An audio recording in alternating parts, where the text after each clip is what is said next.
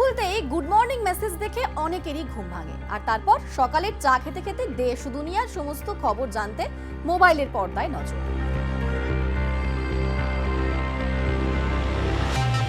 তারপর সোশ্যাল মিডিয়ায় কি হচ্ছে সেই সব বিষয়ে চোখ বুলিয়ে না নিলেই নয়।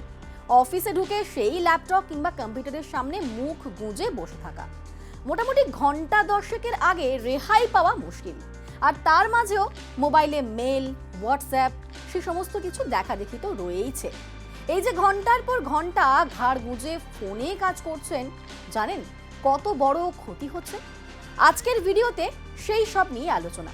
আপনাদের সঙ্গে রয়েছি আমি অনিন্দিতা।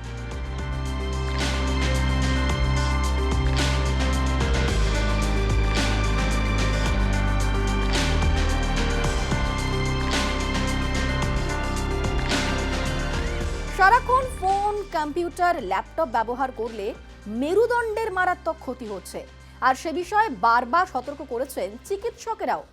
এই অভ্যেসের কারণে ঘাড়ের পেশি শক্ত হয়ে যাচ্ছে, ঘাড়ের উপর ক্রমাগত চাপ পড়ছে, আর সেই ব্যথা ঘাড়, কাঁধ থেকে ছড়িয়ে পড়ে কোমরেও। কখনো এই কারণেই ঘাড় থেকে কোমর পর্যন্ত মারাত্মক যন্ত্রণা শুরু হয়।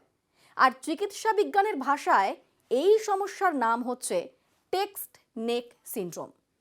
বহু চিকিৎসক বারবার বলেছেন তাদের কাছে যে সমস্ত রোগীরা যান তাদের অধিকাংশই এই পিঠে ব্যথা, ঘাড়ে ব্যথা, গাঁটে ব্যথা কিংবা হাতের ব্যথায় ভুগছেন।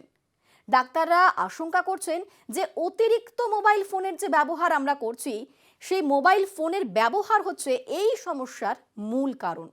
দিনের বেশিরভাগ সময় মোবাইল ফোন ব্যবহার করলে হাতের পেশি এবং লিগামেন্টের ওপর চাপ পড়ছে, আর দীর্ঘদিন এমনটা হতে থাকলে সেই ব্যথা মেরুদণ্ডের উপরও কিন্তু প্রভাব ফেলছে। মেরুদণ্ড বেঁকেও যেতে পারে কিন্তু এই কারণেই। তাই পরিস্থিতি আরও খারাপ হওয়ার আগে বেশ কিছু বিষয় অবশ্যই মাথায় রাখুন আপনারা। ডাক্তাররা কি বলছেন তাদের দেওয়া কিছু টিপস আজকে আপনাদের সঙ্গে শেয়ার করব। যাতে এই রোগ আপনার না হয় তার জন্য কি করবেন? প্রথমত, মোবাইলে মেসেজ করার পরিমাণ কমাতেই হবে, প্রয়োজনে ফোনে কথা বলুন। দ্বিতীয়ত, মোবাইল কেনার সময় অবশ্যই লক্ষ্য রাখবেন যেন মোবাইলটি খুব বেশি ভারী না হয়, কারণ ভারী মোবাইল হাতে থাকলে পেশির উপর বেশি চাপ পড়বে। তাই কেনার আগে আপনি যেমন মোবাইলের ক্যামেরা চেক করেন, মেমোরি চেক করেন, ব্যাটারি চেক করেন, তার পাশাপাশি কিন্তু এই ওজন কতটা হচ্ছে সেদিকে অবশ্যই নজর রাখতে হবে। আর ফোন ব্যবহারের সময় ঘাড় নিচু বা বাঁকা করে তাকিয়ে না থেকে ঘাড় সোজা করে রেখে ফোনটা একেবারে চোখ বরাবর নিয়ে আসুন। এতে কিন্তু মাথা এবং ঘাড়ের উপর চাপটা কম পড়বে, এমনটাই বলছেন চিকিৎসকেরা। আর তার পাশাপাশি বেশ কিছু ফ্রি হ্যান্ড এক্সারসাইজ রয়েছে যেগুলো করতে পারেন, যেগুলো করলে কিন্তু এই সমস্যার থেকে অনেকটাই দূরে থাকতে পারবেন।